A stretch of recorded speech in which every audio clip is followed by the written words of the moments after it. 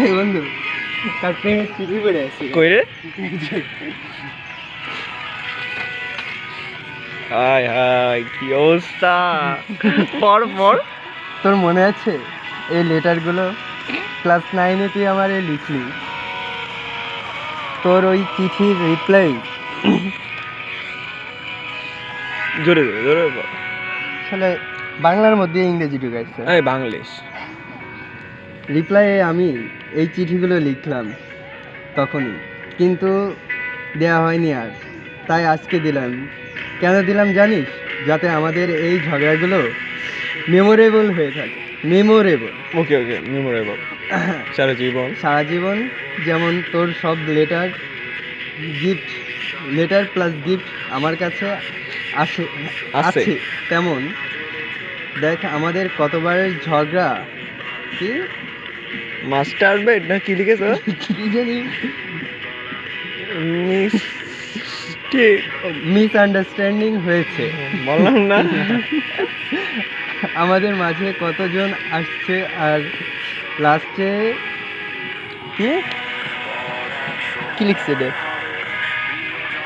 অথে যা করলো লাস্টে, অথই অথই যা করলো আমাদের ফ্রেন্ডশিপ শেষ হয়ে যেতেও বেঁচে গেল। ওকে ওকে, আল্লাহ বাঁচাই দিছে। ও মাই গড টুরুলা! আমার কি মনে হয় জানিস, এত ঝড়ের পরেও আমাদের ফ্রেন্ডশিপ ঠিক আছে, তার মানে এটা রিয়েল, ভাঙবে না কখনো ইনশাআল্লাহ। চিঠির মালিককে যাই হোক, আর একটা পাওয়া গেছে। এটা ক্লাস 9 এর চিঠি। এটা আবার 2 পাতার চিঠি।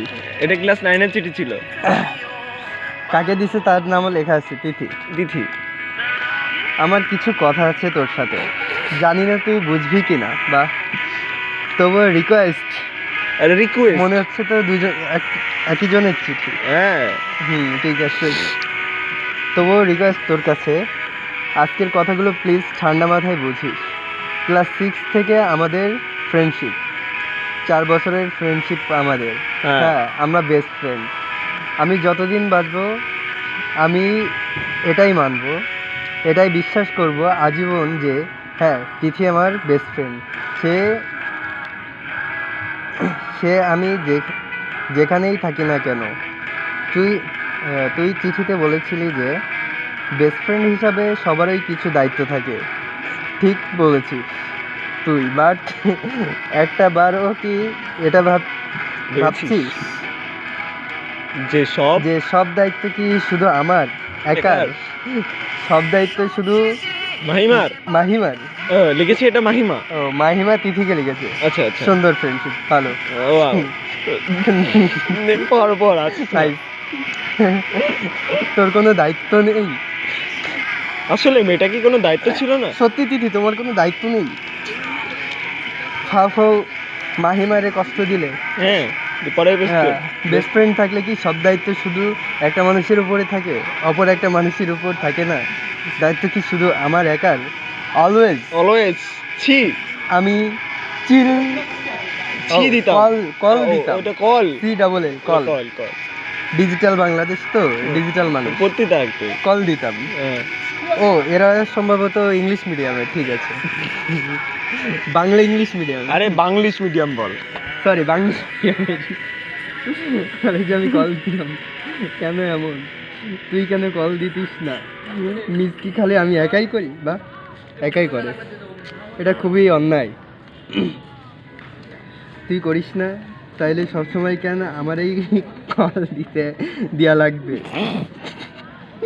চলো, কল বানান দেখে আমি শিওর তো। না, এগুলো কিন্তু খুবই অন্যায় করেছে তিথি মাহিমার সাথে, ব্যাপক অন্যায় করেছে। আচ্ছা, পরেরটুকু বলি। তোর ইচ্ছা হয় যে আমি কল দিব, তা আমার কি ইচ্ছা হয় না? নিজের দোষটা একবারও দেখলি না? একবারও ভাবলি না? একবারও ভাবছিস না? ও সরি, হ্যাঁ, যে আমিও তোর কল দিই না, দোষ তো আমারও আছে। তিথিরে বলতেছি যে আমি, না, তিথি মনে করতেছে এটা, যে তিথি ভাববে, তিথিরে ভাবতে বলতেছে, হ্যাঁ, যে মাহিমা তিথিকে ভাবতে বলছে এমন ভাবে না, হ্যাঁ, দোষ তো আমারও আছে। হ্যাঁ, একবারও ভাবছিস? একবারও ভাবছি। এখানে আবার কোলন দিয়ে দিছে। তাই তো ভাবলাম যে হ্যাঁ এটা একসাথে বলছি।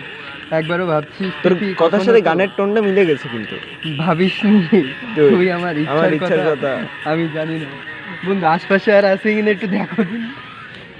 আশেপাশে তার না থাকার কথা না ভাই, খবরদার ভুল করে ভুল টিস্যু তুলে নিস না। না না বলবি তোলা যাবে না, চিঠি বাদে কিছু তোলা যাবে না।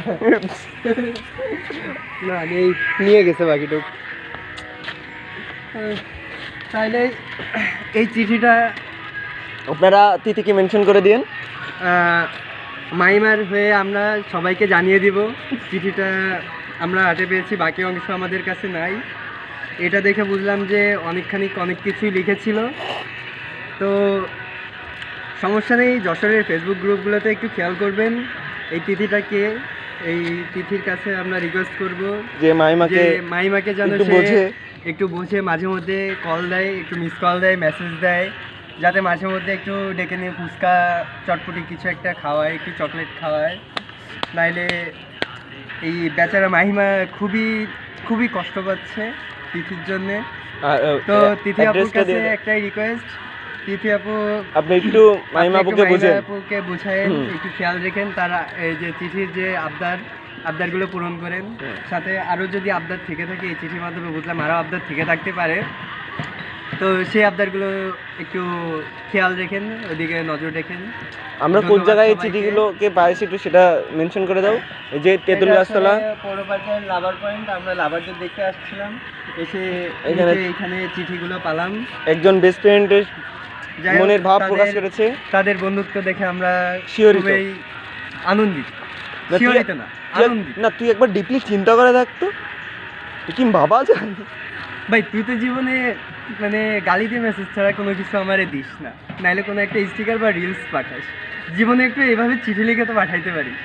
কেমন ফ্রেন্ড হলি তোরা, কেমন ফ্রেন্ড বল, একটু তোর ফেসটা দেখাই দি আয়। কেমন ফ্রেন্ড তাই বল, তোর মুখটাই তো শালা বেকা, দেখা যাচ্ছে না। এখন বিষয়টা ওইটা না, এখন বিষয়টা কি? বিষয়টা হলো যে তিথি আপু খুব অন্যায় করেছে আমাদের মাহিমা আপুর সাথে।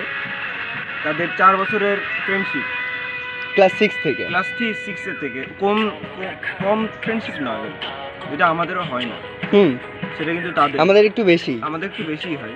যাই হোক, কিন্তু আমরা অন্তত রিলসটা পাঠাই। আমরা তো রিলসটা পাঠাই, কিন্তু সেখানে সে তিথি যে- আপু মাহিমা আপুকে কিন্তু একবার কলও দেয় না। না রিলস পাঠাইতে পারতেছে না, হয়তো বা সে স্কুল লাইফে আছে তো অ্যান্ড্রয়েড ফোন হয়তো বা ইউজ করে না, বা বাসারটা করতে পারে, বলা যায় না। বাসারটা দিয়ে তো অনলি বয়ফ্রেন্ডের সাথে কথা বলা যায়। বিষয়টা ওইটাও যে মাহিমা আপুকে বুঝতে হবে, তিথি আপুকে একটু যে তারও সুযোগ সুবিধা একটু বুঝতে হবে, তাই না? তা না হলে তো হবে না। এখন এখানে অনেক কিছুই বলেছে আমাদের মাহিমা আপু তিথি আপুকে ঘিরে। তা তিথি আপুর জন্য একটাই রিকোয়েস্ট যে আপনি মাহিমা আপুকে একটু বুঝুন, একটু বোঝার চেষ্টা করেন। যদি পসিবল হয় তিথি আপুকে মানে মাহিমা আপুকে একটু কল দিতে, যাতে কল দেয় একটু রেগুলার, খোঁজ খবর থেকে নেয়, এতটুকু। আর আপনারা একটু সবাই লাইক শেয়ার কমেন্ট করে দিয়ে, এবং এটা তিথি আপুর কাছে একটু পৌঁছে দিন। ধন্যবাদ সবাইকে। মনোরম সৌন্দর্যের মাঝে এত সুন্দর একটা চিঠি পেয়ে আমরা খুবই আনন্দিত, সাথে সাথে শিহরিত, কারণ এই ডিজিটাল যুগে মানুষ তো আর চিঠি দেয় না, কাউকে চিঠি লেখে না। একজন বেস্ট ফ্রেন্ড তার বেস্ট ফ্রেন্ডকে চিঠি লিখেছে, এটা দেখে আমরা খুবই আনন্দিত। তো তিথি আপু, চিঠিটা কি রেখে যাব নাকি? না, চিঠিটা আমাদের কাছে রেখে দিচ্ছে, প্রয়োজন হলে আমাদের কাছ থেকে নিয়ে নিন যোগাযোগ করে।